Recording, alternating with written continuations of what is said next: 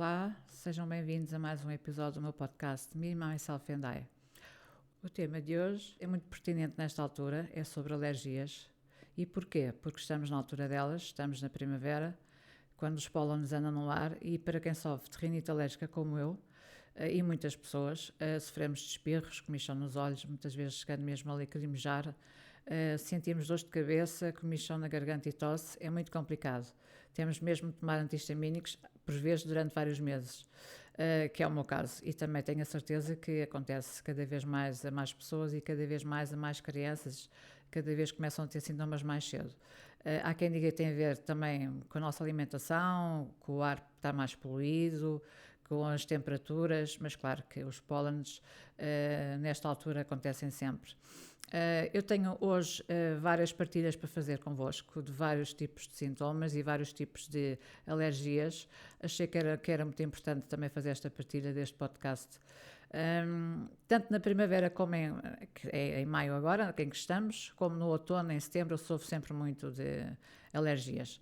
Porque tenho rinite alérgica e sinusite, é muito complicado para mim. Às vezes tenho mesmo que estar de cama, chego a ter vontade de vomitar. Às vezes misturo um bocadinho a sinusite com a rinite, chego a ter as duas ao mesmo tempo, às vezes nem consigo perceber qual é que tenho. Cheguei a estar a trabalhar em empresas multinacionais em que tinha mesmo que, a meio do trabalho, sair ou faltar, porque não conseguia mesmo. Já sofro há muitos anos disto. E como eu estava a dizer, cada vez mais crianças mais pequenas começam também com estes sintomas e jovens, adultos, todos temos os mesmos sintomas e patologias, uns mais que outros, infelizmente acontece. O que eu agora também venho partilhar é que as alergias não são só de pólenes. Também existem alergias a medicamentos, por exemplo. Eu tenho alergia à aspirina, não posso tomar, passo muito mal com vontade de vomitar e dores de estômago. Descobri um dia, quando me receitaram e disse logo ao médico que não me sentia nada bem, então ele disse-me, nunca mais tome aspirina e se algum dia lhe receitarem, diga que não pode mesmo tomar, só, portanto o Benuron. Neste caso é a única coisa que eu posso tomar. E às vezes o Brufen também. Tenho uma outra alergia também muito pertinente, que é a penicilina. Cada vez que vou a qualquer lado, a algum médico, ou fazer algum exame, ou algum tratamento, ou quando vou parar ao hospital, infelizmente também, às vezes já me aconteceu, não é? Durante o meu processo de cancro de mama, e não só, já tive outras patologias, já fui operada a várias coisas. Tenho sempre que avisar que só alergica à penicilina. Eles perguntam logo, mas que tipo de alergia que teve? Eu disse logo que tive um choque anafilático muito grave. Eles ficam a olhar para mim e dizem-me logo, tanto os médicos como os enfermeiros, então você teve um choque anafilático muito grave e está aqui. E disse, sou um dos poucos casos, graças a Deus, é o meu anjo da guarda que eu tenho, não é? Cá em baixo e lá em cima, que ainda quero que eu cá esteja, que faço parte dos 99,9999% das pessoas que sofreram um choque anafilático grave de penicilina, que eu passei literalmente para o outro lado durante bastante tempo e não me conseguiam trazer para este lado, e que a meio de levar uma injeção de penicilina num dia normal, como tantos outros, e tantas vezes, a meio de uma injeção, eu ouço um apito ouvi um apito muito forte no ouvido, tipo um zumbido, e na cabeça, e quando ia a dizer ao enfermeiro da Misericórdia, onde eu ia há muitos anos e onde eu estava a levar a injeção de penicilina, que não me estava a doer, porque as injeções de penicilina doem muito, como sabem, a maior parte das pessoas faz mesmo doer nas nádegas, eu estava a dizer que desta vez não me estava a doer e que nem sequer consegui acabar a frase, literalmente apaguei. Claro que, entretanto, passaram-se várias coisas que quando eu não estava, não é cá deste lado, mas vou relatar que depois me foi transmitido. O enfermeiro entrou em pânico, chamou logo a recepcionista, que chamou um médico que estava no primeiro andar a dar consultas. Começaram a dar-me injeções na veia, a fazer massagens no peito e mesmo já, tipo aquelas pancadas fortes e no coração, já estavam literalmente as pancadas fortes no meu peito. E eu, quando acordei, depois disto tudo, percebi que estava um bocado negra ao fim de uns dias por alguma coisa.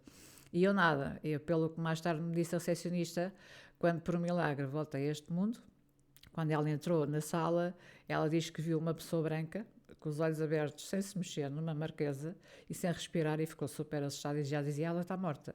E o enfermeiro dizia, não está e não vai estar, que nós não vamos deixá-la morrer, vamos fazer tudo para que ela volte, e não sei o quê. Eles estavam super preocupados e assustados. Ao fim de uma hora disto, lá conseguiram que eu voltasse a mim, sem nunca quererem chamar uma ambulância e levarem para o hospital, que é uma coisa grave. E a primeira coisa que o enfermeiro me disse, aos berros, que eu nunca mais me esqueço, foi: nunca mais me apareça aqui, que eu nunca mais lhe dou nenhuma injeção. Eu fiquei a olhar para o senhor, ainda meia atordoado, ainda estava acordado, aquilo tudo. Eu ia morrendo, ia morrendo, dizia-me ele, eu ia perder a minha licença. E eu fiquei completamente atónica, chocada, e disse, como se eu tivesse alguma culpa. Então, mas o senhor é parvo? Teve sorte, mas muita sorte, mas nunca mais me aparece aqui. Eu disse, mas eu tenho culpa de agora isto me ter acontecido. Isto nunca tinha acontecido, foi a primeira vez. Não interessa, isto pode acontecer. Então, mas eu não sei disso, não é? E ninguém adivinha. Mais tarde, claro, acabei por nunca mais lá ir. E ele até teve sorte de nunca ter feito queixa dele, porque depois falei com a minha médica de família e com enfermeiros e não sei o que do centros de saúde, que me disseram que eu devia ter feito queixa dele por duas razões. Primeira, porque nunca chamou a ambulância e nunca me quis levar para o hospital. E segunda, porque eu podia ter morrido. Portanto, ele passou em segundos de bestial a besta. Isto é surreal. Mas isto é para alertar as pessoas que não quer dizer que as pessoas não possam levar vários anos, como eu levei várias vezes uma injeção de penicilina, e não quer dizer que um dia não tenhamos um choque anafilático grave, como eu tive. Portanto, isto aconteceu-me. Aqui se pode ver como é que uma pessoa super simpática comigo há anos de repente se transforma quase num monstro. Aqui se vê como é que o homem, o ser humano, reage perante situações dramáticas.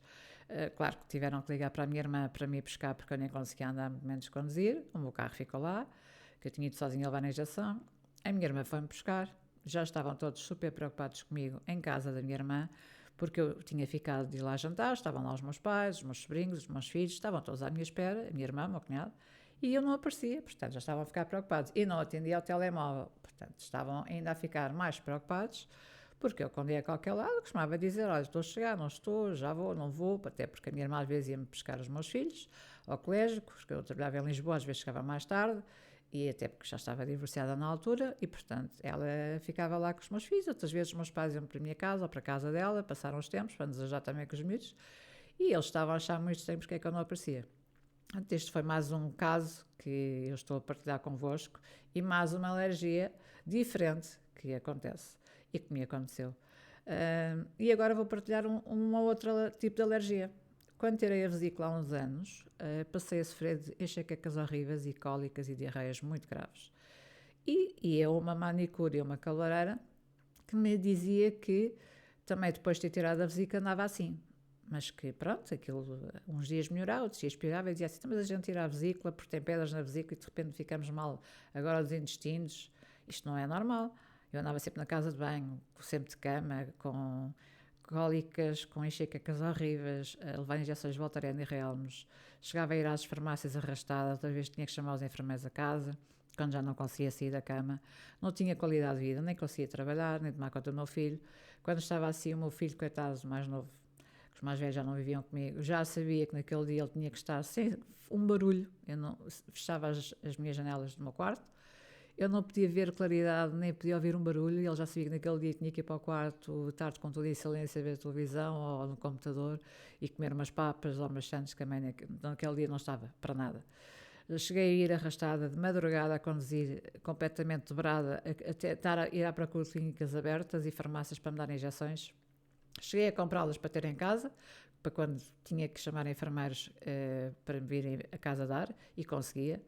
Cheguei a fazer taques e ressonâncias à cabeça, cheguei a estar internada várias vezes na neurologia do Hospital São Francisco Xavier, onde sou seguida há muitos anos. O diagnóstico era sempre o mesmo, eram enxaquecas. Queriam-me dopar, portanto, eu já andava dopada com imensos medicamentos para prevenir as enxaquecas. O meu fígado já estava a ficar muito mal, porque eu andava muito mal, encharcada em medicação. Eles diziam que eu não podia continuar nisto. Só que não era só isso. Os médicos, em geral, e os neurologistas nunca me conseguiram descobrir o que era. Ao fim de 3 anos nisto, um mês, aqueles poucos dias em que eu estava bem, porque eu no mês tinha 3 semanas de cama e uma semana estava bem. Costumava pedir reiki à distância às minhas amigas a toda a hora, andava encharcada em medicamentos, portanto, era horrível. Até que me disseram, olha, cuidado, que o seu fígado já não está muito bom e tem que começar a ter cuidado, porque sem a vesícula o fígado trabalha mais, está mais sobrecarregado. Eu, ok, eu sei, mas eu não tenho a culpa. Eu tenho que levar estas injeções para conseguir estar bem.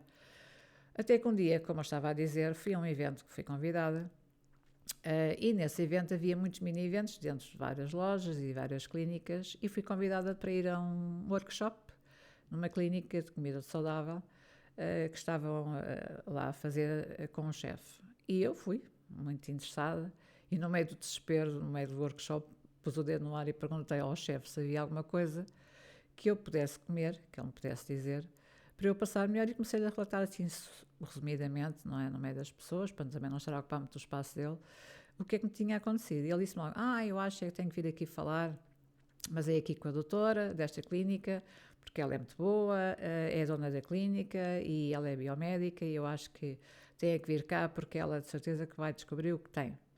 E eu assim fiz, marquei uma consulta com ela, fiz vários exames, fiz a consulta dela, fiz também uma consulta de uma nutricionista, porque fazia parte. Iniciei uma dieta com horas marcadas para comer a fruta, o peixe, a carne, tudo. Emagreci 10 quilos ao fim de 6 meses, ganhei muita massa muscular, muita saúde, nunca tomei nada, porque também não queria, nem conseguia, porque as coisas eram caríssimas, eram coisas muito homeopáticas, muito naturais, e eu já tinha pago um dinheiro pelas consultas. Apenas fiz uns colestéreos semanais com água e limão para limpar o glúten todo que tinha no meu organismo e nos meus intestinos, e o diagnóstico dela foi que afinal passava-se algo no meu organismo.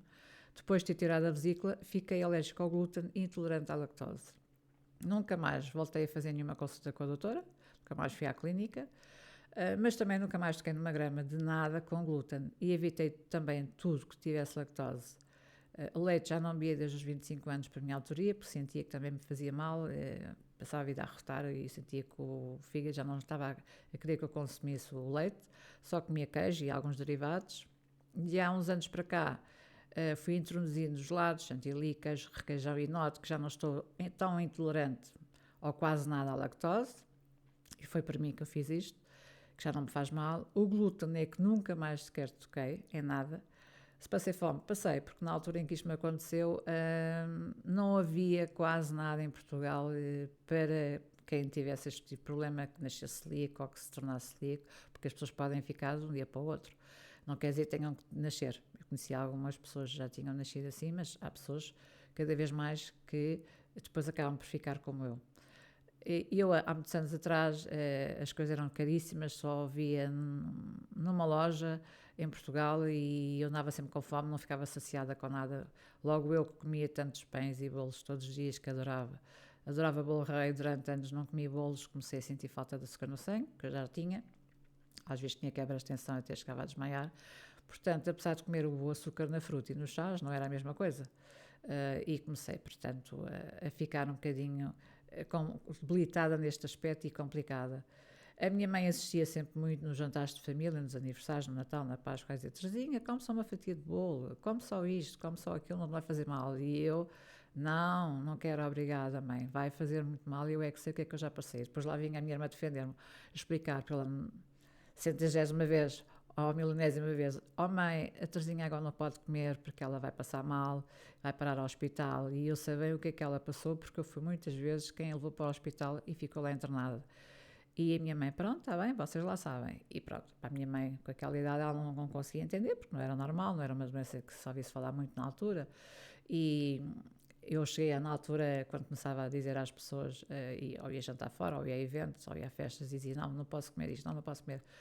Isso tem glúten, não posso comer. E as pessoas diziam: isso agora é moda. Eu disse: não é moda. Eu fartei-me de ouvir as pessoas dizerem isto. Mas não era moda. Para mim não era moda, era mesmo uma questão grave de saúde e de vida, porque eu tive quase a minha vida em risco, porque sofri muito e passei muito mal mesmo. E, portanto, isto para vos partilhar como há diversos tipos de alergias. Para finalizar, vou também partilhar que podemos ter também intoxicações alimentares, e que podem ser muito graves e pôr em risco a nossa vida. Eu, infelizmente, também já tive 2 muito graves. Uma provocada por salmonelas, há muitos anos atrás, através de um bacalhau simples à Brás que comprei feito. Estava sem tempo para cozinhar, saí do trabalho, fui pescar. Na altura tinha uma empresa e estava com muito trabalho. Portanto, fui comprar um bacalhau à Brás numa churrasqueira que vendia comida feita. Ao fim de um dia comecei com vários sintomas, diarreias, vômitos, febres, e eu digo: isto não é normal. Ao fim de 2 dias fui ao médico, ele mandou-me logo fazer análises e acusou salmonelas. E ele ficou completamente estupefacto. Na altura não só ouvia falar nisto e não havia casos. E claro que, passados uns dias, o meu próprio médico já tinha vários doentes com o mesmo mesmo caso que eu, com a mesma intoxicação alimentar. Ele acabou por ter que fazer mesmo, ficou estupefacto, não é? Porque já há muito tempo não se havia falado de um caso destes. Teve mesmo que reportar às autoridades e tudo, e eu estive de cama em casa um mês, foi muito mal. Emagreci tudo, e foi muito complicado. E nunca pensei que ao ir comprar um bacalhau à Brás, através dos ovos, não sei se foi do calor da churrasqueira, o que é que aconteceu, se os próprios ovos já estavam estragados. O que é certo é que houve muita intoxicação alimentar através de ovos, de um bacalhau à Brás, que eu comprei numa churrasqueira, e foi muito grave e muito mau, e eu e várias pessoas. Anos mais tarde, tive um outro caso meu, muito mais grave ainda, de intoxicação alimentar de marisco. Isto é que é mesmo uma coisa muito grave, porque é mesmo muito complicado e pelo que eu depois conversei com vários médicos e enfermeiros, é das intoxicações alimentares mais graves que existem e mais mortais. O que é que me aconteceu? Eu fui a um restaurante chinês almoçar com o pai do meu filho mais novo, um dia, comemos os dois, a um chop suey de camarão, nunca mais me esqueço. E eu adorei a comida, fomos para casa. Logo nesse dia comecei a sentir uma coisa estranha no estômago. Eu disse, coisa tão estranha, deve-me ter caído mal. Durante a noite comecei a ir para a casa de banho a vomitar. Eu disse, que horror, mas porquê é que eu estou assim e tu não estás? Portanto, ele não comeu o camarão que estava estragado e eu comi. Esse aqui se pode ver que duas pessoas podem comer a mesma comida, mas só uma ficar doente. Eu devo ter comido o camarão que estava estragado e estava muito mal. Fiquei com cólicas, diarreias, vómitos. Comecei a sentir muito fraca, a cair mesmo, quase a desmaiar. Tiveram que me chamar a ambulância ao fim de 2 dias e fui para o hospital. Lembro-me de quando cheguei ao hospital, ficar internada, e ao fim de umas horas de estar a levar soro e uns medicamentos, estava uma senhora ao meu lado, que estava internada também, coitada, a senhora fazia lá voluntariado no hospital, através de uma associação. E eu lembro-me de estar ao lado da senhora e dizer, eu acho que não me estou a sentir lá muito bem. Ela disse, minha querida, o que é que tem? Ela é muito mais velha do que eu. Não sei o que é que se passa aqui comigo, mas não me estou a sentir muito bem, parece que estou-me a sentir a desfalecer. Veja lá, o que é que acha? E ela começou a ver muito branca, a querer desfalecer, até que a senhora tinha tido um AVC, estava internada e diz-me assim, minha querida, mas está-se a sentir muito mal, assim, eu já não estou a ver nada. E apaguei. Apaguei e a senhora imediatamente começou aos berros e a gritar e a chamar os médicos e enfermeiros e nunca soube quem era a senhora, depois acabei por nunca saber o nome dela, só tenho que lhe agradecer porque foi quem me salvou, porque os médicos tiveram que me reanimar e eu tive internada de vários dias, voltei para casa, tive de cama e de fralda 3 meses, que nunca mais me esqueço. Só me lembro de emagrecer muito, não conseguir ficar boa. O médico ainda foi à minha casa depois várias vezes. O médico que me tinha visto da outra vez, que era o meu médico particular de família, foi à minha casa várias vezes. Eu já não sabia o que é que me haviam de fazer, não havia meio de melhorar. O meu filho mais novo era miúdo, tinha 3 anos, e eu já pensava que me ria, que ia deixar o meu filho pequenino, andava em pânico, e com os meus filhos mais velhos também. Os meus pais estiveram aqui para a minha casa a ajudar-me. Eu lembro que eu ia de hora a hora para a sanita e estava completamente suja, mesmo com a fralda. A minha mãe tinha que me ajudar, que eu não tinha forças para me lavar. Eu só me lembro que me cheirava a podre e era tudo líquido e verde. Era assim uma coisa estúpida que eu nunca mais me esqueci. Não desejo a ninguém o que eu passei. Foi muito complicado e só me curei mesmo totalmente. Depois de um dia a minha irmã e a minha mãe falarem com uma tia minha, que eu tenho da parte da minha mãe, que era a mulher do irmão mais novo da minha mãe, e conhecia uma senhora que era homeopata e que a senhora tratava as pessoas e tinha lá ido até uma figura pública que tinha sido curada também de uma doença, e ela disse, mãe, temos que levar lá a Terezinha para ver se há ajuda. Então um dia lá fui, fomos lá a uma terra nos arredores de Lisboa, a senhora tinha uma fila até à porta, a sala estava cheia, até fiquei assim impressionada, disse, mas esta senhora é assim tão boa para estar aqui tanta gente. Pronto, entretanto a senhora lá me consultou e disse realmente que eu estava bastante debilitada e estava ali com vários problemas, mas que ela me podia ajudar com produtos naturais. Foi a primeira vez que ouvi falar de produtos naturais da minha vida e de homeopatia e que tive esse contacto. Portanto, o meu filho vai fazer 25 portanto, e já lá vão à vontade uns 22 anos por aí que isto me aconteceu.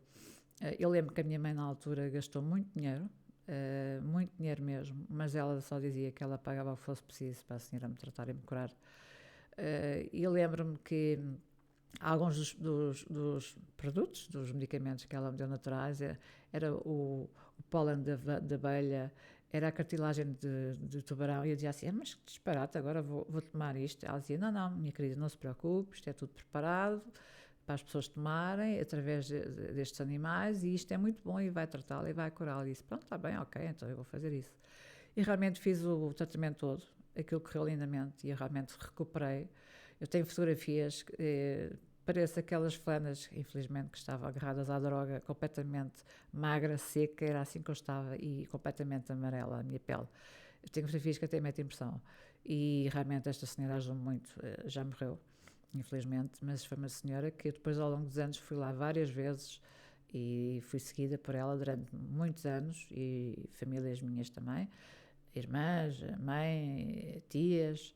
O meu próprio tio depois também teve um problema também antes de partir, de cancro na garganta, e ele também chegou lá e também para ela ajudar, só que ela entretanto disse que não conseguia curá-lo, mas conseguiu ajudá-lo durante ainda alguns anos, antes de ele partir, durante o processo dele, também o ajudou muito com os produtos naturais, e isto só para dizer que realmente, resumindo, neste podcast, com estas partilhas, com estes meus testemunhos, como podem ver, há diversos tipos de alergias, diversas formas, que nos acontecem ao longo da nossa vida, e espero que tenham aprendido alguma coisa com as minhas partilhas, com tudo aquilo que eu acabei de contar, e que tenham gostado de mais um podcast, e vemo-nos brevemente.